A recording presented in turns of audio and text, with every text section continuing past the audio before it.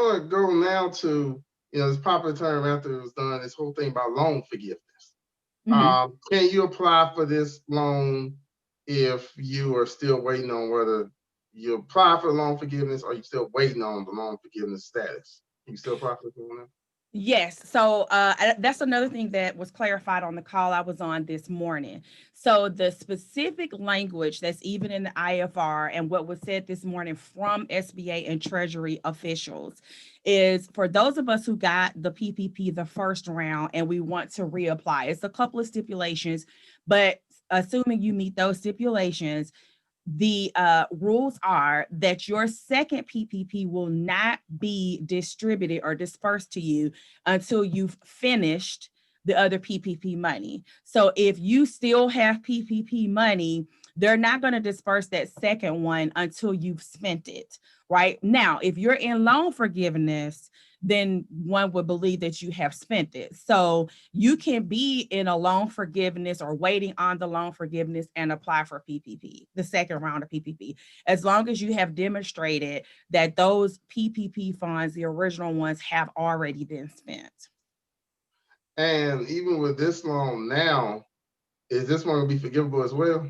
Yes, it's still subject to the same, and that's the other thing that we're well, one of many that we're waiting on for another IFR from the SBA and for an updated application for the streamlined $150,000 forgiveness. And so, you already have it for the $50,000. They're working on finalizing the forgiveness application for PPP loans up to $150,000. So once they publish that, then folks who would, have a PPP over the amount of 50,000, but in between 150,000, will be able to do that streamlined, more simplified forgiveness application. So what is the cover period this time for? I know some was like 8 weeks and it stretched to 24 weeks. Is that the same thing this time? Yep. So this round, lenders can actually, borrowers, can actually choose. So going into the application period, you can choose 8 or 24. So the first round, it was kind of, everything was trial and error. It was 8. And then, they extended it to 24. So if you needed it for 24, you could extend it 24. So this time you'll still have that flexibility. And it's depending on, how many workers you have or whatever your specific conditions are as to what you decide. But you can choose that when you're applying. All right. And will the loans require any type of collateral or personal guarantee or anything?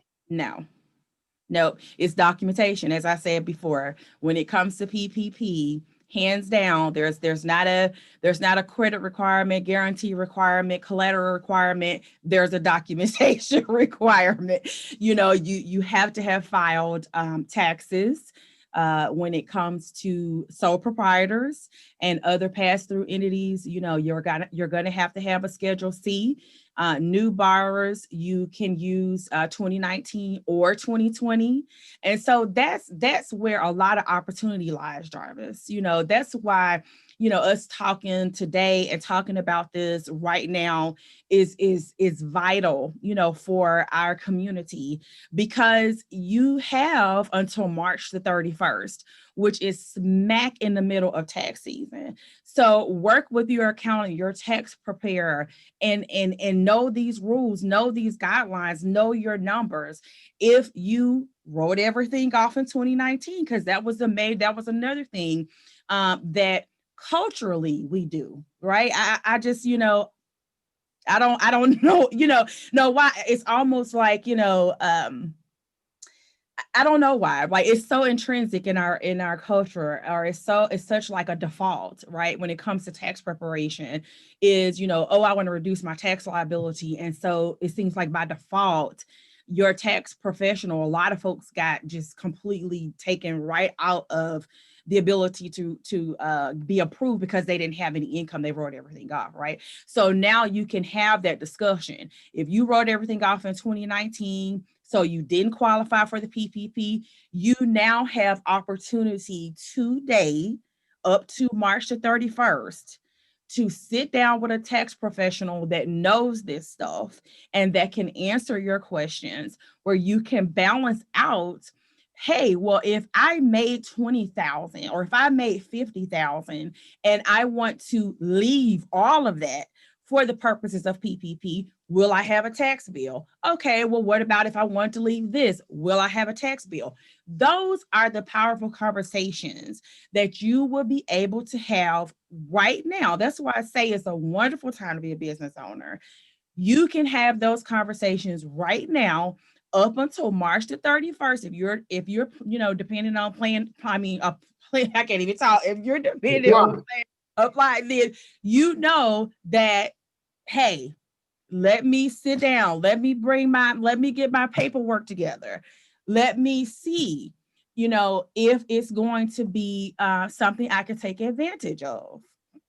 So, new, you can use 2019 or 2020.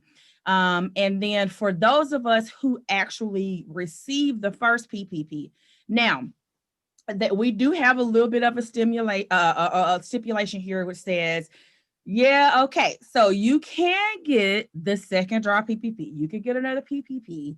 However, there has to be a reduction in income. All right. So, for some folks, that's going to be easy to show.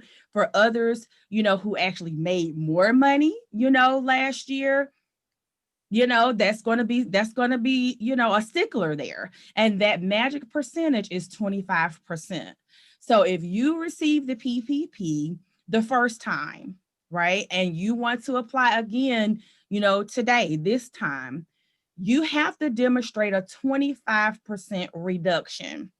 So, and the IFR that I just read is very specific because you can either measure quarter to quarter. So you can choose a quarter in 2020, but you have to compare that with a quarter of 2019. That's your comparison point, 2019 and 2020, to show that reduction. And so even overall, if your overall income, say for 2019 was 50,000, but in 2020, your overall income was 150,000, you can't show a reduction in income because you actually were more profitable. So, that's something to think about. If you, are thinking that you will be able to apply for another PPP, you have to have shown a 25% reduction in income between 2019 and 2020 in order to be able to get the PPP this time. So let me make sure you get it right. So it's easy. You have to show a quarter or overall for the year. Overall, the 25%, whether you choose the whole year, right? Because that gives you a little wiggle room, right? Say if your sales are typically down in the summertime, you know what I mean? Like comparing the quarter to quarter gives you a little bit of a wiggle room based upon the type of business that you have. Okay.